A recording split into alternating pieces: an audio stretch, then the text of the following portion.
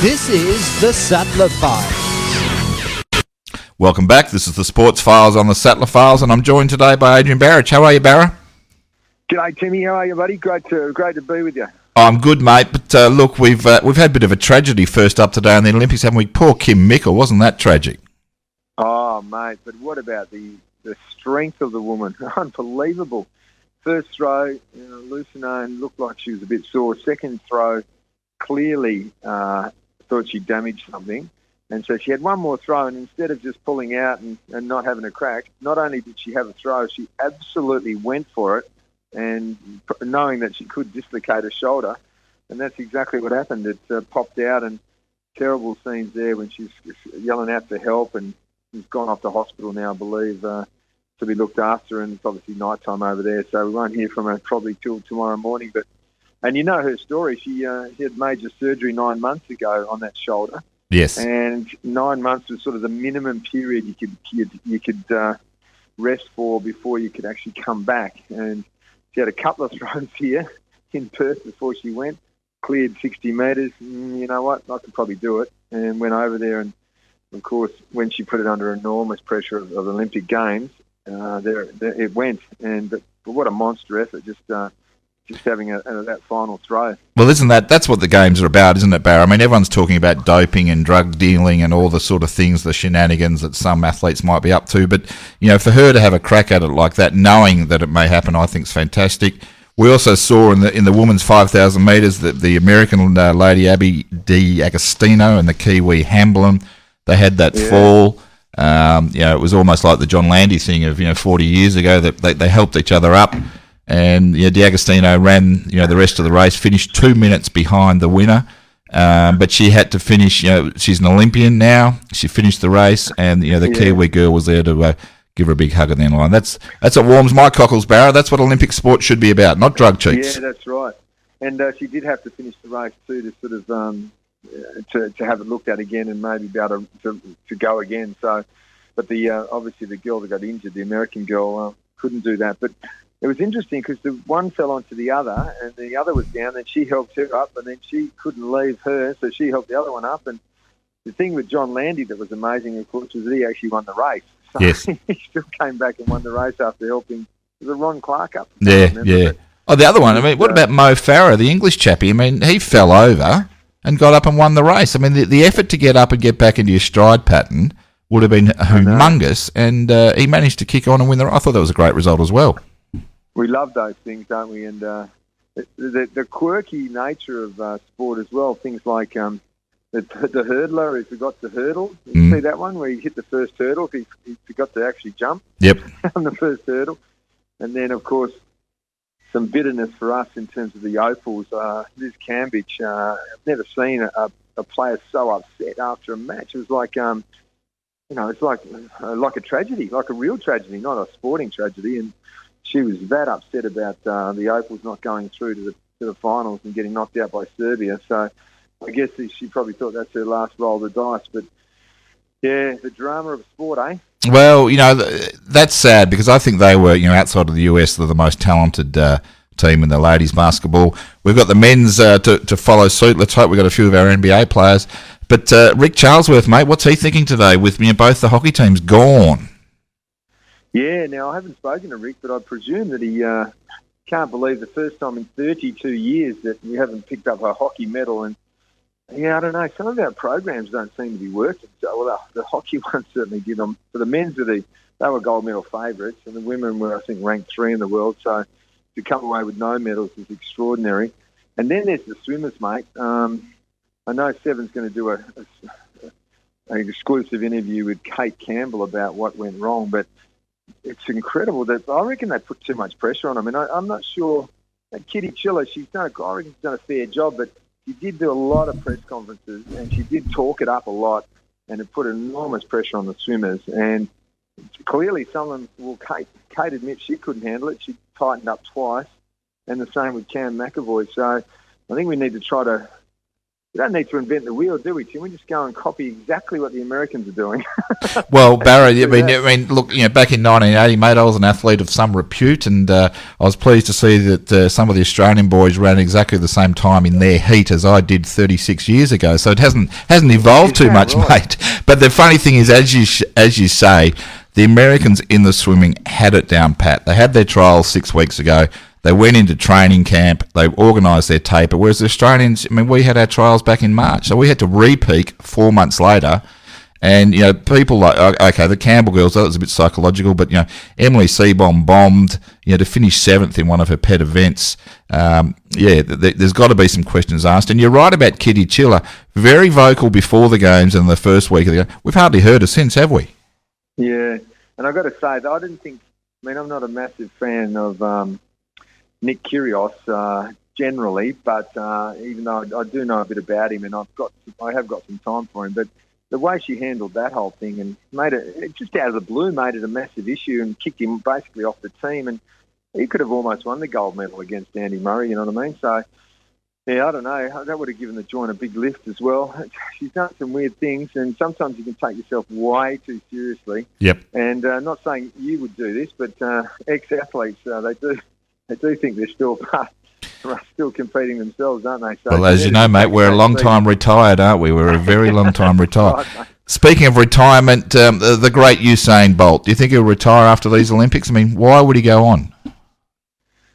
Yeah, it's a good question. Yeah, I suppose somebody said that to our flag bearer, of course, the cyclist. Anna Mears. Anna Mears, yeah, and they said, why are you kicking on to the next Olympics? You're old and you're not going to win a gold medal. And she said, yeah, well, how about this? I went to the World Championships. I was a world champion. I think she broke a world record in one of the events. And she did get to the Olympics and didn't really fire, but she did pick up another bronze. So she's won a medal at something like 4 Olympics, which is enormous. And she got to carry the flag into the stadium. So you don't want to overthink it, but probably someone of his stature going out on top's the way to go, isn't it? Because he's had the white hat on. He beat the guy with the black hat on, Justin Gatlin. He's been caught a couple of times for cheating.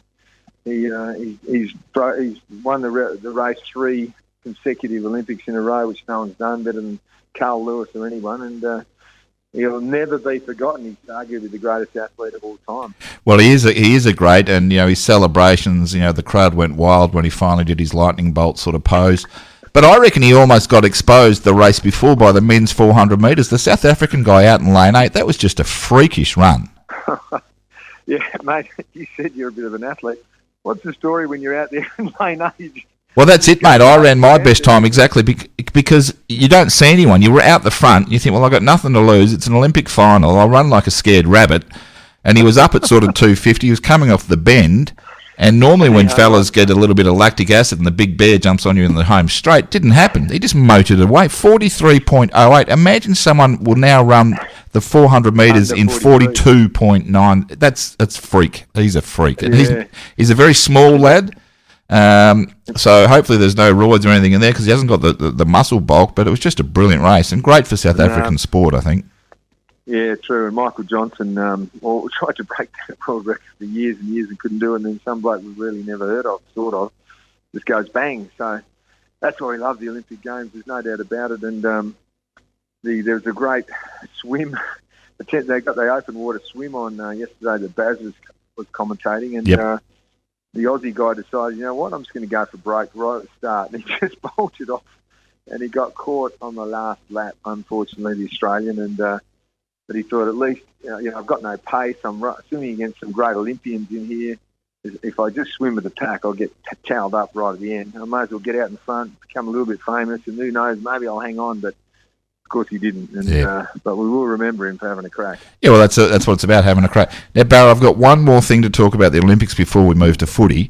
I don't know, I mean, being a leading sports journalist on Channel 7, do you get to have a chance to read your Perth Now or any of the more quirky stories about the Olympics? Yes, we all love those. What do you got for us? I presume you've got something up your sleeve there. I've got the Chinese pole vaulter. You're across that one, Barry? Oh, yeah, mate. I wouldn't have thought a Chinese bloke would have been the one that would have gone right in that area, but I mean, that is hilarious. I really had to look twice when I saw it. I went, "What the heck?"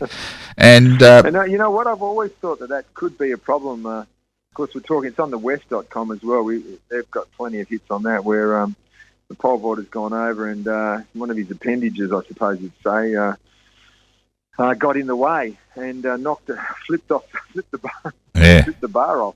Unbelievable. I know my ex-wife, Barich, she used to love watching Matt Shervington run. The lunchbox.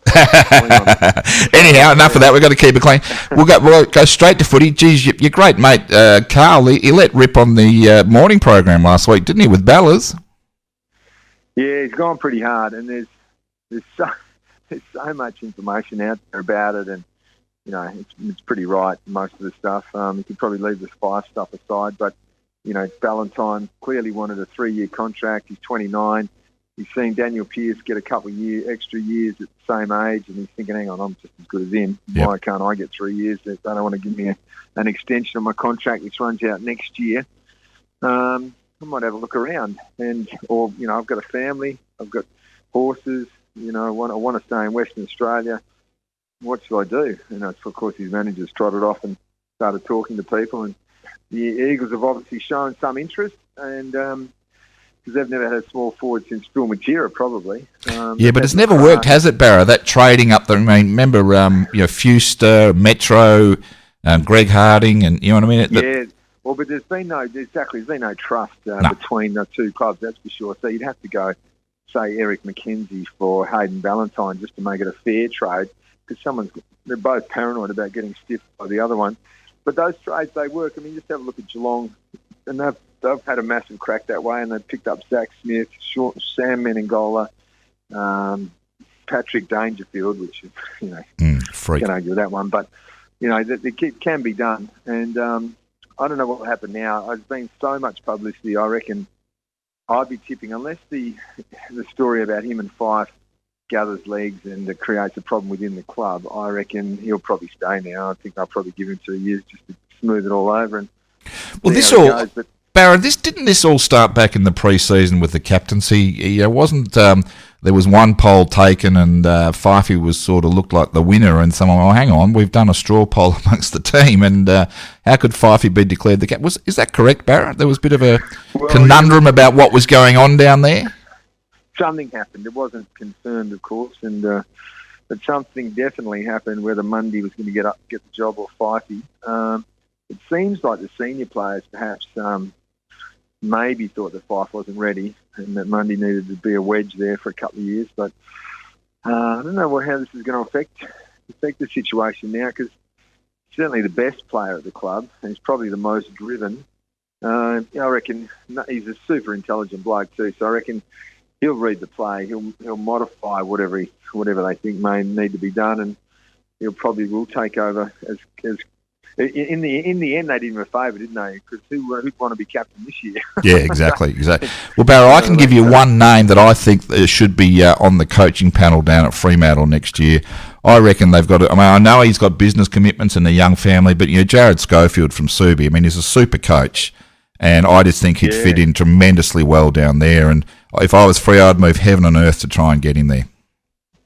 Spot on. You read the play beautifully there, and he's like I played with Scully or against Scully, I can't remember, somewhere at the Eagles there, and he's probably not the guy now that he was back then. He was a bit loose back then. Yep. But now he's really turned on the footy, and they're telling me the things he's doing at Subi are, it's AFL, it's elite stuff. He's ahead of the curve, and he is a really, really good coach, and that's a good call by you. Yeah, I reckon they should, and this.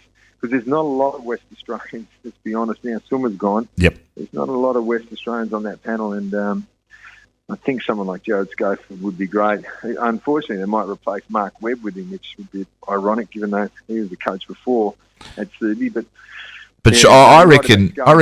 I reckon Hale and Guerra, I suppose they're contracted, but contractors don't mean much. They haven't bought to the Dockers what Ross thought they were going to bring. I know that's their rookie year, but I just reckon one of them's in the gun as well. Yeah, they thought they'd bring that intellectual property. What are they called? IP. They love Yep. IP. Hawthorn IP is what everybody wants. And so the Eagles got Xavier Ellis and, of course, Adam Simpson. And the Dockers tried to replicate it with those guys. But, hey, you know what it's like when you're playing footy. You don't really know exactly what's going on and how the tactics work exactly, except for what you have to do. So when you retire, you're not exactly the full bottle. So, Hale, I'm not sure how much he passes on. And Guerra, I don't think he was at the club as much as during that peak time. And I think Rock was elsewhere as well. So the guys that you wanted were the guys that were right under Clarkson, but they've all gone on with it. All of them. Beveridge, Simpson, the guy at the Giants, Liam Cameron. The fourth one. All of them have kicked on the coach somewhere else, and they're all superstars. So yeah. Clarko's the man, that's for sure. Mate, you had a coffee with Suma yet? Because I see you're also one of your good friends, Peter Bell, is once he's got his contract with the ABC, he won't be allowed to do his Channel 7 work, which he sort of eased himself into a little bit this year. Suma to join you at 7, mate. Can you confirm that one? Yeah, actually, I don't know about Suma. I reckon he almost certainly will be at the West Coast Eagles, given he is one of the greats. Yep. And I have a little bit of an inkling there. So I reckon he'll be back there, the G-man. But Belly, no, I wouldn't be surprised if Belly's on board as a boundary rider or as a special comments with 7, because I have a feeling there might be some, arrangement in his contract with the ABC that he can do that. I don't think he'll call the footy on the ABC, but I reckon he might be associated with 7 in some way. He got very dirty on the weekend too, because there was a big back page about...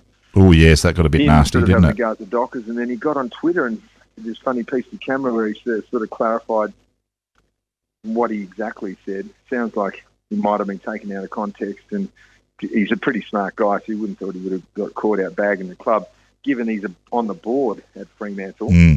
So, it's tricky though, mate.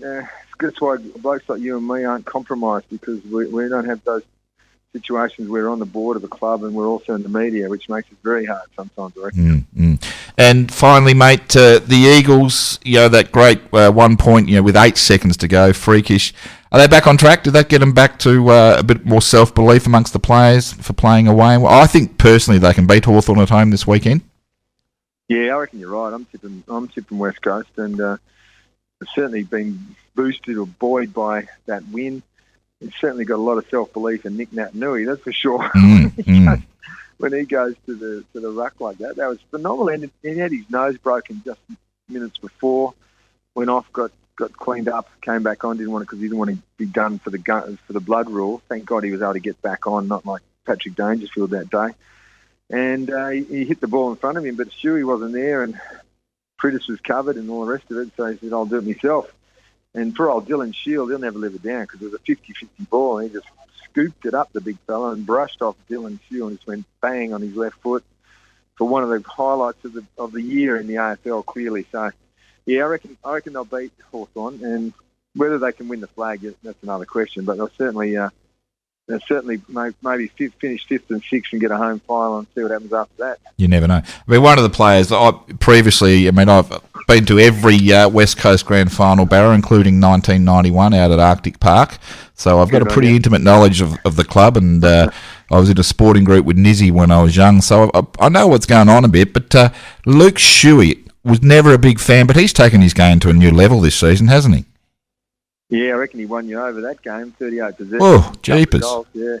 He's just on fire. And someone said, can't remember, it might have been Carl or someone said during the week, he has an innate ability, and Treloar at Collingwood's the same, to break away from a pack at speed and not steady and still have a very decisive drop punt to Kennedy 25 metres away. That's a real skill, isn't it? Not to break stride. Yeah, he's very cool. And I don't reckon that was Carl who said that, because I'm not sure you know what innate means. But, but that's another story, although you're making him sound good. Yeah, you're right about Shuey, though. And they just need those second-tier guys, as you know, to come through and in the Sheeds of the world and that, and Marston almost blew the game, didn't he, coming out the back line? Yeah, I know. There's a young fella who stood his ground instead of actually attacking the ball, and I thought, oh my God, that is a clanger. But thank God Nick Nat saved the day, and Josh Hill claimed the glory because he kicked the point that enabled them to win the ball again or miss the goals and enable them to get the ball again. So yeah, it's a funny old season. But it is, and Tunbridge, getting, he had 3 games. Would he have been in their best 22? I don't think so, but he's a role player, I thought, a depth player. Yeah, tough and hard, and wanted to. That's why he was in there instead of McGinnity. It's him or McGinnity, wasn't it? And he actually belted that guy, I think. He got him twice. So, when you knock blokes out, that vision of Kennedy and the assistant coaches smiling and laughing on the sideline when they thought they'd won. They certainly had their smile wiped off their face, didn't they? Yeah. And don't forget, it's the Pavs' last game in a couple of weeks too. So the great man of Fremantle's retiring. What a player he's been. What a legacy, and just so bad that I think if you a great quiz night question is blokes who have played 300 games and not played in a premiership or won a Brownlow medal. And I think there's like 10 or 12 only in the history of the game. So he's been stiff, the Pav, but geez, he's been good. He'll be a great coach one day. Yeah, I think he's got his eyes on a bigger prize than perhaps they do make a bit of dough, but I think doing an MBA, doing an MBA, and also I'm pretty sure he'll be doing a bit of media stuff. But he would be a good coach too. But then again, mate, you know what they say about blokes who want to coach? You have to be a certain style of bloke to be a coach. So I'm sure I don't think he's quite like that. You know what I mean? Yeah, not that ruthless. Is that what you're saying, Barra? Yeah, exactly. You've got to be very, very ruthless. And I think now he's had children and that, there's much more to life than perhaps spending hours watching videotapes. Yep. Okay, Barrett, great to chat with you. We'll chat again next Wednesday. Timmy, always great to speak to you, mate. All the best. See you, Barrett. That was Adrian Barich. Always interesting to speak to him.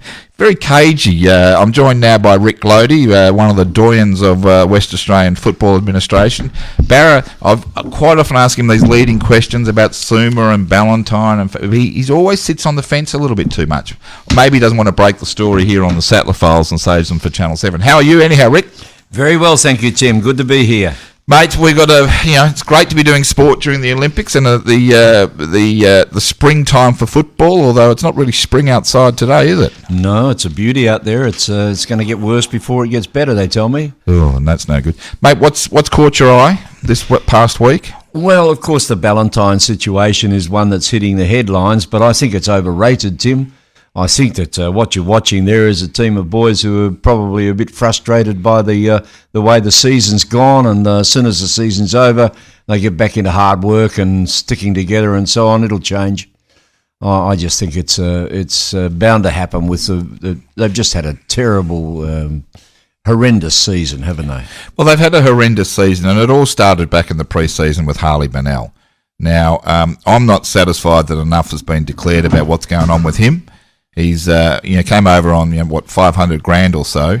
Hasn't played a game of footy this year and is picking up a cool $500,000. I mean, I hope he's on a performance-based contract, but no one's talked about him. They put him out to pasture 3 or 4 months ago. There is a bit of scuttlebutt in the media that that there has been some extracurricular activities that may have occurred, but they've gone to ground over him, and no one's mentioned that in sort of brief dispatches they're talking, he's one of the top 5 that didn't play, but he was the recruit that was supposed to set him up, was going to allow Fife to play forward more, the whole thing, and it imploded when he did his calf muscle back in March. Yes, I think that might be so, but I mean, any team that loses a Fife, a Sandilands, a Johnson, him, and there's a Barlow for most of the year, is always going to struggle, Kim, and they just haven't recruited depth. Their depth is terrible when you compare what's happened to them in this season to the Bulldogs, who've had an ongoing injury problem and just keep coming up every week. Mind you, the Bulldogs are a lot younger, and I think that makes a difference. But I just wipe them off for the year, Tim. I just think it's your comments are probably right about that young man, but I saw something on Facebook where he's really coming along very well with his fitness, and I haven't heard any extracurricular info, but that doesn't mean to say it's not there. Oh, excuse me. No, I think out of the carnage of the season, I think the Dockers have found some players. I mean, that boy Collins at centre half back that came across from Box Hill. Very good kid. He's the one who's caught my eye because of his size. And one I left out of the injury list that'll be coming back next year. And these boys will be like top recruits. You get Fife, Sandilands, Johnson, Alex Pearce. And Alex Pearce is the name I'm thinking of, mate. And they come back in as top recruits, and they're going to top up the side, but they just genuinely need a key forward and a key back. Alex Pearce and Collins could fill the bill, but they're still only boys. They're still only tyros learning the game, aren't they? Yeah, I mean, some of the young players have come along. I think Connor Blakely has shown a lot.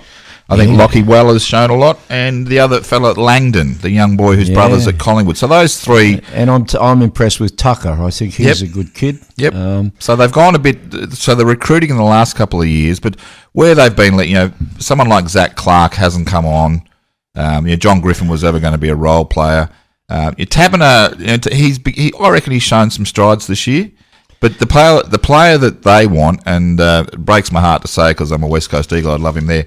But what Freo really need is Rory Lobb from GWS. He's the man that can take over from Pav. He kicked 4 last week in only his second full season against a pretty good Eagles defence. Yes, they got McCarthy on the sidelines that we're not mentioning either, and McCarthy's got a lot of ability. Whether he's got the mental strength to be playing at AFL level, I don't know. I'm not very impressed with him wanting to come home because he was homesick. I think that's a pretty ordinary reason to come home, but he might be using that to further his career, and you can't blame footballers for doing that because it is a meat market, Tim. Well, having the season off, it's passed him by. As I said, if the Dockers can only, they've got the young Hill boy from Hawthorn that they want to fit in. So salary cap, okay, they lose Pav, that's a big salary, but Lobb, Hill and McCarthy, out of those three, McCarthy's definitely down the low in the pecking order. Yeah, Tim, in my experience, Victorian clubs don't let a player like Hill go unless there's something wrong with him. Over the years, and you must have seen it, even as far back as Peter Stewart, if they let someone come to you, they've got a hidden thigh injury or they've got an ankle injury that ain't coming good, or they're a cancer in the club, they don't let them go. Players of his ability, they don't let go unless there's a real reason for it. So I'd be looking at him twice before I recruited him. Hill. Okay, interesting. Peter Stewart, of course, wasn't he a West Perth Premiership player? Yes, but he wasn't as good as he was in Victoria. He was a great player in Victoria. North Melbourne player, wasn't he? Yep. And a state player too. Very good. Anything else in footy that you want to bring up, Rick? I think a bit of interesting stuff in the boys coming back to Essendon, whether they're going to come back or not. I see the Pies and the Dogs and the Saints are all chasing young Hurley, but I would have thought that most of those boys will go back to Essendon. The one I think is going to head for Essendon, I have no inside information, is Peter Sumich. Yeah, I know you brought that up last week too, Rick. You reckon there, but you just heard Barra on the phone. Then he's convinced that he's going to the Eagles, back to the Eagles. But if that's a West Coast coaching panel there, because Guy McKenna's there, so it'll be Woosha, Guy McKenna, and Peter Sumich. That's right, and they get on very well. And they need just Bobby McCarley to go and join them, and they'll get somewhere. Yeah, exactly, they'll be fantastic. Exactly. Now, I think Essendon will. I agree. I think all the players will go back there. They found a player. Well, they found a couple this year, but the young boy Merritt, he was 20 on the weekend, and he captained the side and had 38 possessions. I mean, he's a future leader of Essendon, so he's stood up this year. It's been a learning year, and there's no one better than John Worsfold to keep instilling faith in the group, and I think he's done a remarkable job under duress. Yes, I guess you'd have to be worried about when the other boys go back, like McCarthy. They've missed a year of football. Yeah, and it's hard to miss a year of football. It really is. We look at it's McKenzie. Almost a 12-month thing at the moment. Mackenzie's a perfect example. He walked away injured from best and fairest at the West Coast Eagles. You don't, and it's just so hard to come back. We've seen that, and I'm worried about whether Fife will come back either. There's a young boy, Brown, that played for Footscray and then Richmond, I think, or vice versa. Oh, yeah, Nathan Brown, yep, the one. Outstanding young man, and he couldn't come back from a broken leg. Well, Barlow's come back. That's been a positive. Barlow's outstanding the way he came back, wasn't he? I think Barlow will be an assistant coach somewhere over the next couple of years. He's got a good footy brain and an all-round good person. So we'll move on. Geez, the rain's pouring down there. Hey, the Olympics. So I've already had a bit of a chat today. Obviously, Western Australia's own Kim Mickles done a shoulder, dislocated in the javelin in a third round throw. We had the Americans and the Kiwi girls in the 5,000 metres, help each other up after falling. We spoke about Bolt and the South African fella. The one, Rick, we haven't spoken about yet is the young girl. I think she's from Ethiopia in the ladies 10,000 She smashed the world record by 14 seconds or something. Yes, and she wasn't even sweating. She never had a grimace on her face or anything. It worries me a bit. I just think that coming out of Africa at the moment is a big story about drugs, and Kenya's at the bottom of the whole thing. I've seen some very interesting stuff in the last few days about what's been happening there. They've even had British athletes go over there allegedly and spend a 6 month time in the country and then come back, and they weren't even in Olympic teams and become Olympic athletes. So it's a big worry, the drug thing, isn't it? It's hard to do it without casting aspersions, but Tim, I think I've mentioned to you before, this country's got fantastic athletic resources, infrastructure, students, university courses, sporting groups. We can't win a final in the track and field. Track and field. 20 years ago, 30 years ago, we were right up there, but that's all gone now. We struggle very hard, and I'm just wondering why that happens when you consider, how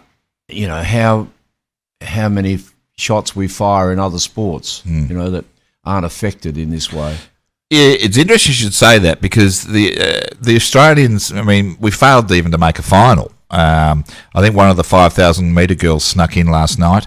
There was a young girl this morning in the 200 who missed the final by 0.1 of a second or something. But we just, as I said, the 800 runners, Fabrice Lapierre in the lot, we just haven't fired a shot. Yeah, well, we've got 7 gold medals, and we shouldn't take away from the wonderful achievement of the young people who've done that, of course. Yep. But we've got a couple of things still going. My little favourite that I've mentioned to you before from the Royal Fremantle Golf Club starts her campaign tonight, the lovely Minjee Lee. And where's she ranked in the world? She's up in the top 20. Okay. Her main opponent will probably be the number 1, and that's Lydia Ho, I think, who's a Kiwi, huh? Okay. Yeah. But Minjee's probably in the top 6, I'd say. Yeah.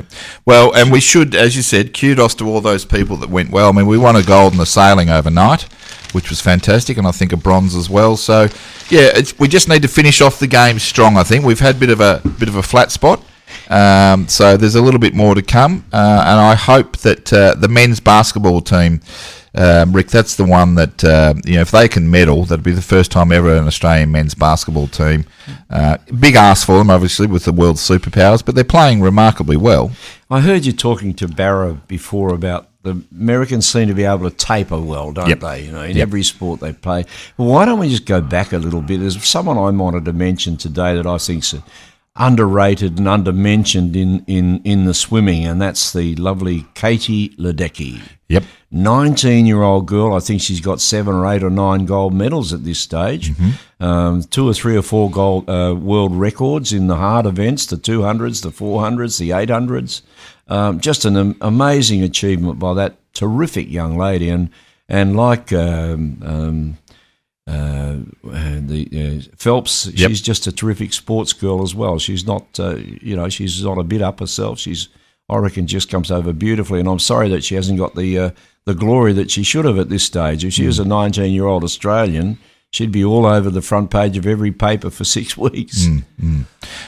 Obviously, they've got the population and the collegiate system, so they compete a lot more than the Australians, and that helps. So they're sort of race sharp. And the different seasons. Yep. And I'm sure that all comes into being, but I just every year we go through this, Kim, where all our people are rated as the world champs before we get there, and they miss out by 1/5 of a second, or they run 4th or 5th, or don't they just don't make it. I think there's not too much wrong with what we do in sport in Australia. We fire above our weight, but we've just got to look at the way we do it at the moment. I think we probably missed out on maybe 4 or 5 gold medals that we should have probably won, mate. And I don't mean to be critical of those athletes. It's just the cold, way hard that facts. it's been done. Cold, hard facts, mate. We missed out. Barra said there'll be a great story on Channel 7 coming up with Kate Campbell. And she's publicly said, the greatest Olympic choke in Olympic history. She said, "I hope you still love me," whatever. So psychologically, there's going to be a fair letdown for a lot of our athletes there. And I hope the team psychologists are working with them, because in a month's time they'll sort of forget about it. They'll have a spell out of the pool or out off the track, and they'll start going again. And you've heard a lot of the track and field girls, because it's Brisbane and in our time zone, very excited about the Commonwealth Games on the Gold Coast in 2018. So that'll be a bit of a relaunch, I think, for Australian sport. Yeah, I hope so. I mean, you're absolutely right in terms of our ability to compete. If you look at Fox Sport, which I look at a lot, every week there's a diamond meeting in Europe for the athletics. We don't have any competitors in it at all. Well, we do. They just don't make the finals. No, but I don't even see the flag being. And now and again you'll get 1 or 2, but every week everyone else has got athletes in there. And that's the sort of thing that we've got to get our people exposed to if we really want to get up there with the big kids. But it's still qualifying, Rick. They've still got to get the times. I mean, they don't want to have an 800-metre field where only 4 are competitive and, they let other people in just because they're from Australia. So the whole approach to sport's got to change.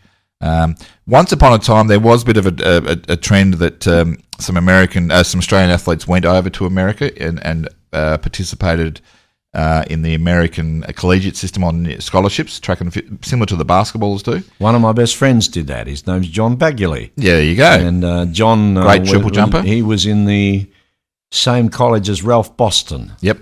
And John will always tell you what tremendous stuff out of that. Hey, Tim, guess what? What? I'm an ex-pole vaulter.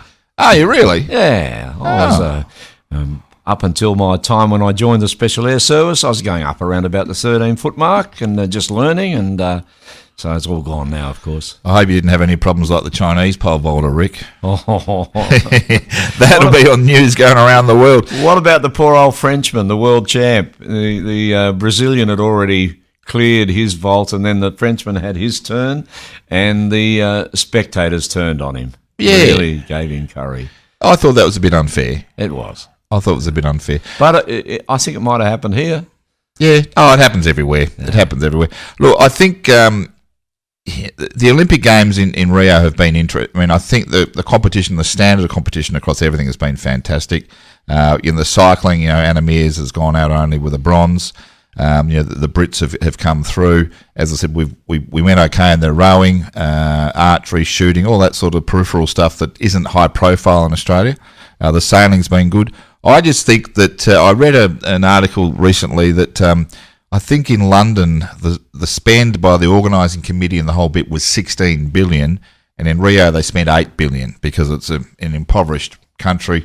I think they've done remarkably well. For all the criticisms of the crime and whatever, they've done remarkably well. The one that I'm going to look forward to coming up, Rick, in 2 weeks' time is the Paralympics. And that's something that Australia remarkably do very, very well in. Yes, they will. But Samaranch ain't going to come out and say, this is the best Olympics ever. No, they won't be saying that. It left a bit to be desired. I just think the whole thing has got to be re-looked at, Tim. I like the idea of having the thing run in Greece every 4 years. Yeah, I think it would solve a lot of problems, and it would make it much easier and much less expensive to produce. It'd be ready.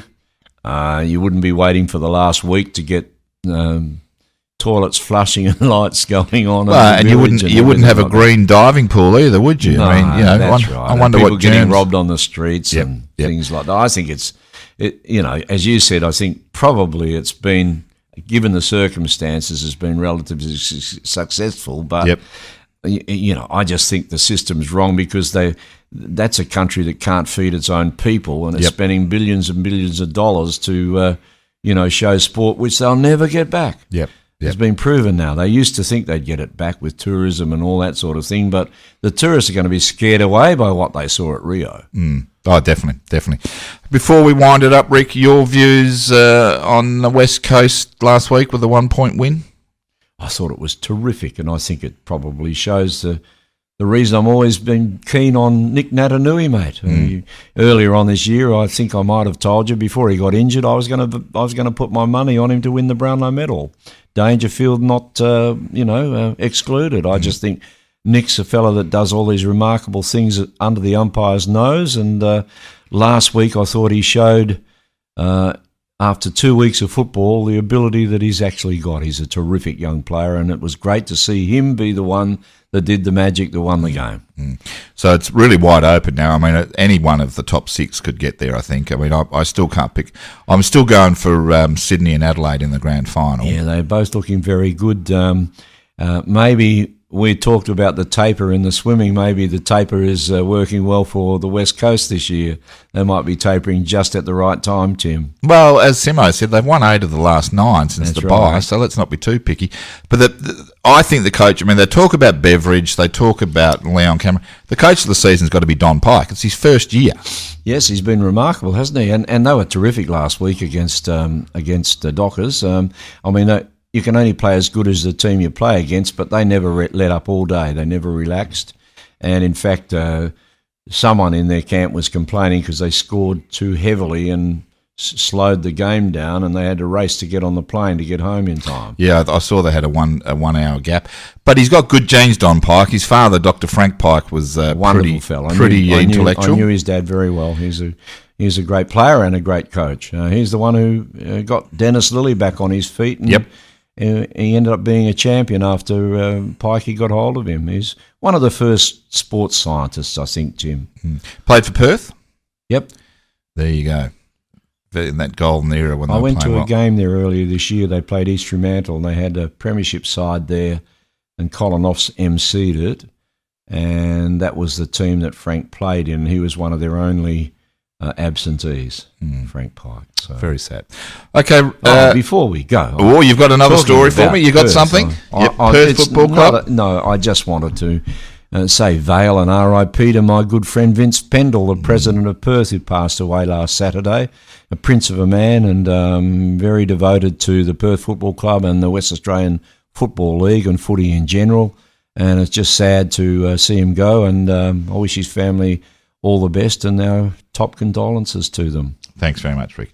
On that sad note, Desmond, we'll wrap up the show for this week. Everyone, thanks for listening. That's been the Sports Files on the Sattler Files. This is the Sattler Files.